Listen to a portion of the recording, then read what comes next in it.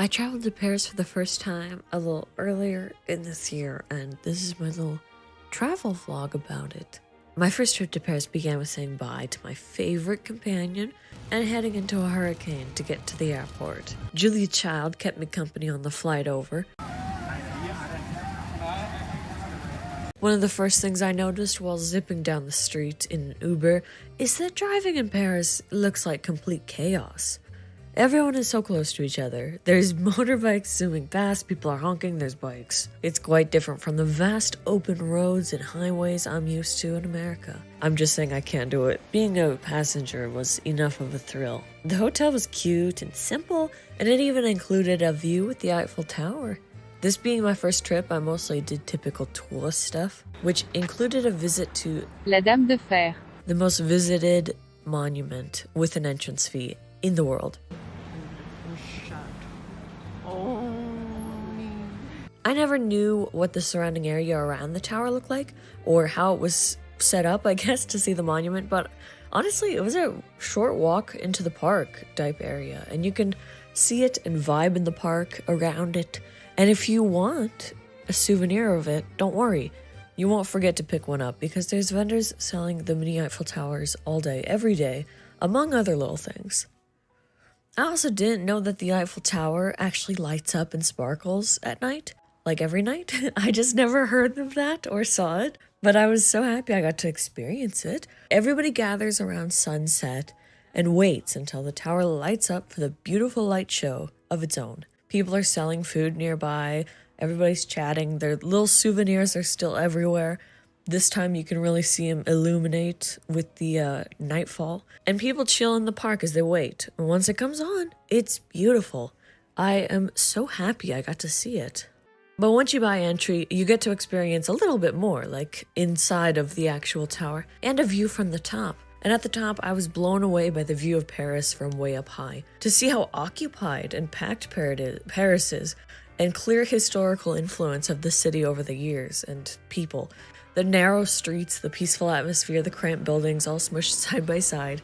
The fact that it almost reminded me of a desert if I took my glasses off. One that goes on for so long. I really loved getting the chance to walk around the city and appreciate how wonderful and different it is. The shared spaces always look lived in and as though they carry a story throughout history of said place. Or space.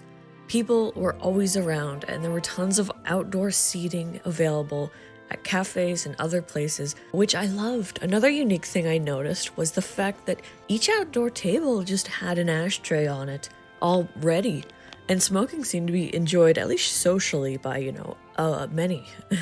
But unlike in the US, France's cigarette boxes displayed shocking images to really drill in that point that smoking kills, and I kind of like this marketing strategy. I think maybe we should try that.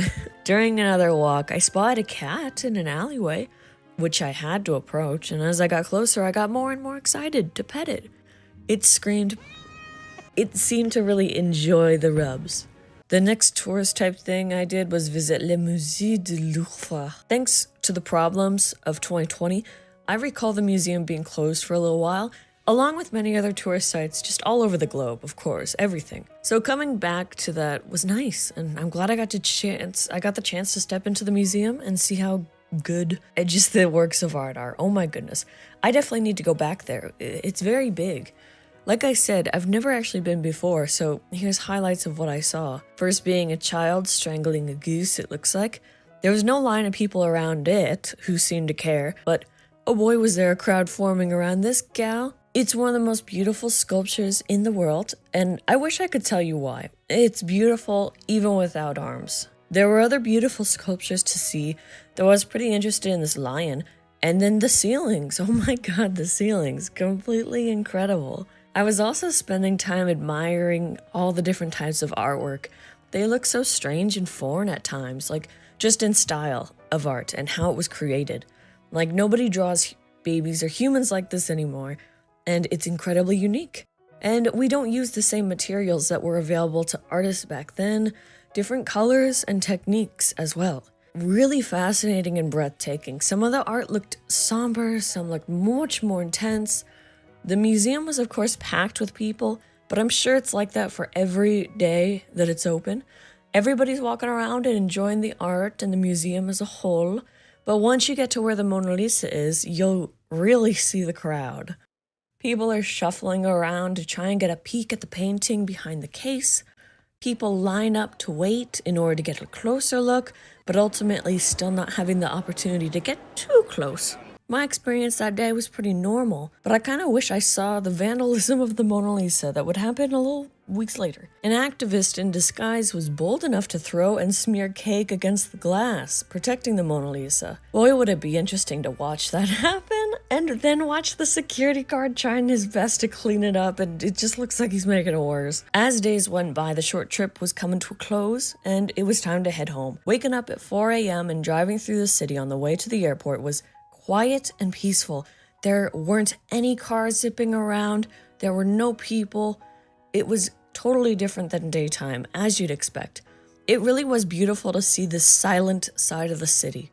At the airport and on the flight, I was sketching as I normally do. I got to watch clouds move and see how blue the sky can get, and even had company with another plane that was off in the distance, doing their own journey.